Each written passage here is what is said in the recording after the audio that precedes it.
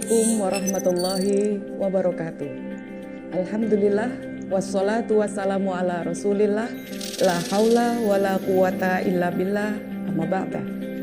Sobat pelatihan yang sangat saya banggakan, alhamdulillah pada kesempatan kali ini kita dipertemukan dalam sebuah ruang belajar bersama yang semoga dan insya Allah penuh berkah. Pada kesempatan kali ini kita akan belajar mengenai pengelolaan pembelajaran pada kurikulum Merdeka. Sobat pelatihan, setidaknya ada 3 hal yang akan kita pelajari pada kesempatan kali ini. Yang pertama yaitu memahami konsep, prinsip dan juga karakteristik pembelajaran pada kurikulum Merdeka. Yang kedua adalah memahami CP, TP, dan ATP. Dan yang terakhir akan kita pelajari pada kesempatan kali ini adalah bagaimana memahami pembelajaran yang berdiferensiasi dan juga perencanaan pembelajaran pada kurikulum Merdeka.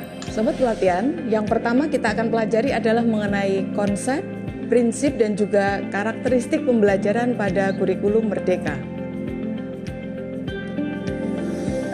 Sebelum kita belajar lebih lanjut, ada beberapa hal yang perlu kita cermati karena inilah di antara hal mendasar yang nanti akan membedakan antara kurikulum Merdeka dengan kurikulum sebelumnya. Ada 3 hal. Yang pertama adalah bahwa pembelajaran dan asesmen pada kurikulum Merdeka merupakan satu kesatuan yang tidak bisa dipisahkan. Sobat pelatihan, selama ini muncul kecenderungan yang terjadi bahwa antara pembelajaran dengan asesmen merupakan sebuah urutan. Jadi muncul kecenderungan yang selama ini dilakukan oleh rekan-rekan guru kita di madrasah bahwa pembelajaran dan asesmen yang mestinya merupakan satu kesatuan itu seringkali dijadikan sebagai sebuah urutan. Pembelajaran didahulukan dan setelah itu baru dilaksanakan asesmennya. Apa yang terjadi ketika praktik itu yang dilaksanakan? Yang lebih difokuskan dan difikirkan oleh guru cenderungnya adalah mengejar hasil melalui proses assessment. Dampaknya seringkali yang terjadi adalah pembelajaran agak sedikit menjadi bukan prioritas.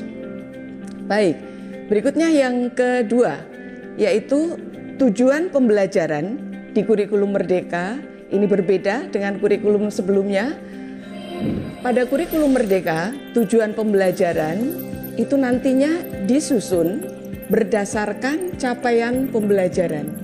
Jadi di kurikulum Merdeka ini, sobat pelatihan akan lebih banyak bersinggungan dengan capaian pembelajaran atau seringkali disingkat dengan CP. Ya, dengan CP. Dan nantinya CP ini perlu dilakukan analisis secara mendalam agar bisa dirumuskan tujuan pembelajarannya. Nanti kita akan bahas ini lebih lanjut seperti apa taktik dan strategi dalam mengelola atau memahami CP, kemudian bagaimana nanti teknik dari CP yang belum operasional dioperasionalkan menjadi tujuan pembelajaran.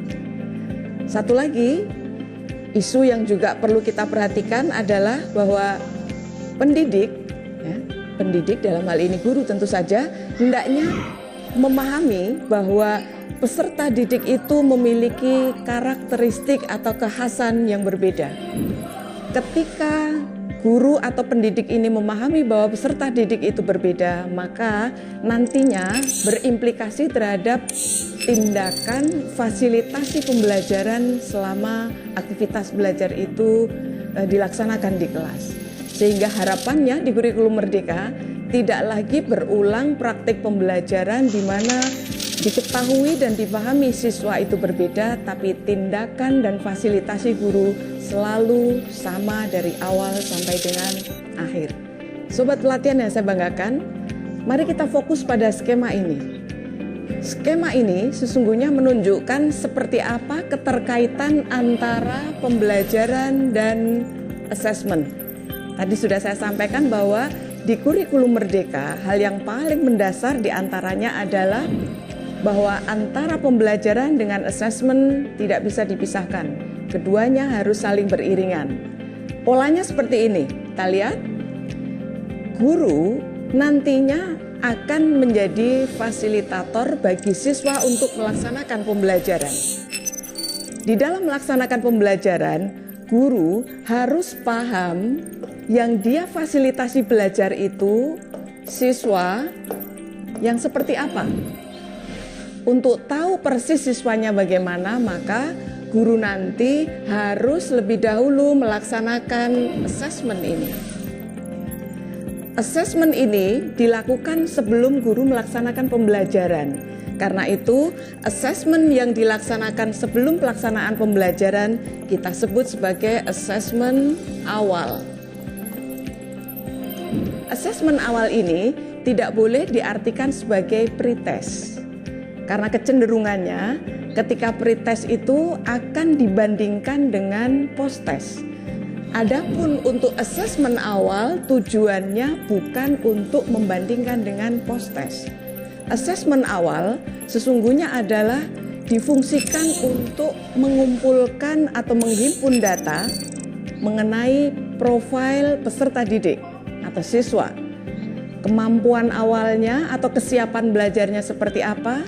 Kemudian misalnya mau dilengkapi gaya belajarnya itu seperti apa dan juga minat belajarnya seperti apa.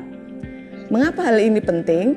Karena diharapkan dengan memahami peserta didiknya atau siswanya itu profil awalnya seperti apa, harapannya nanti saat melaksanakan pembelajaran, aktivitas yang dirancang memang sesuai dengan kebutuhan belajar siswanya.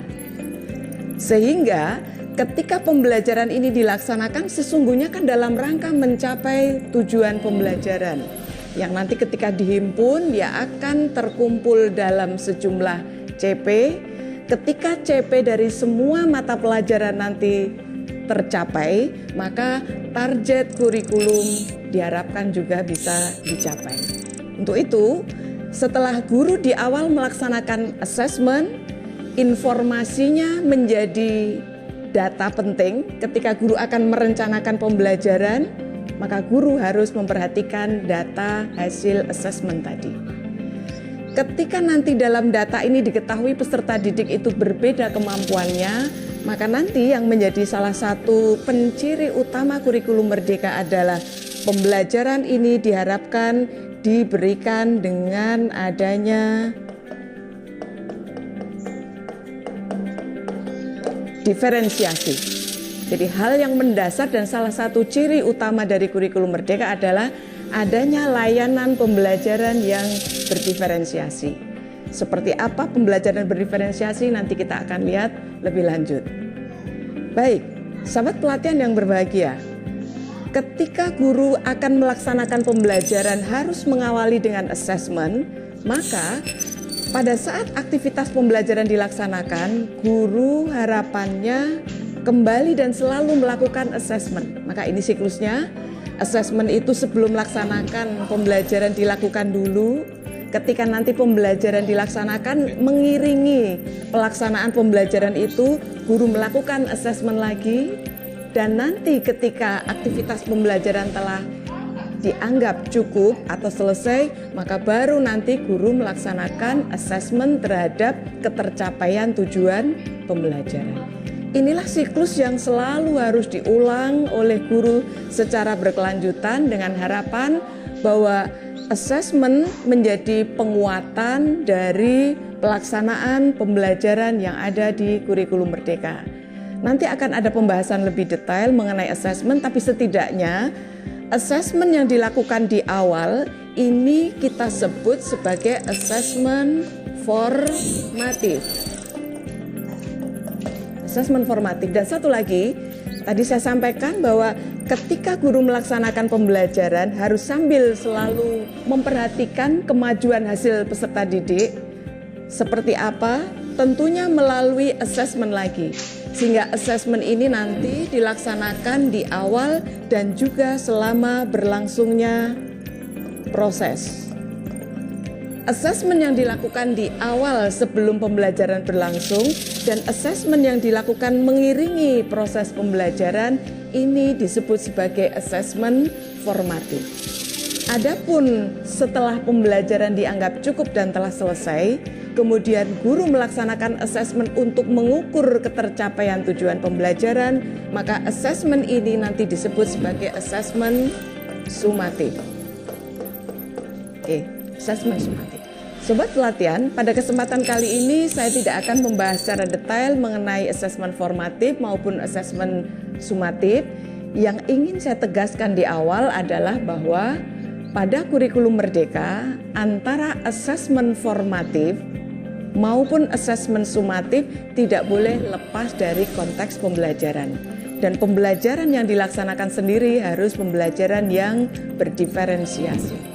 Pada video berikutnya kita akan membahas secara lebih detail agar hasil bacaan dari sobat pelatihan bisa kita konfirmasi dan mendapat penguatan dari video pembelajaran kali ini. Terima kasih. Assalamualaikum warahmatullahi wabarakatuh.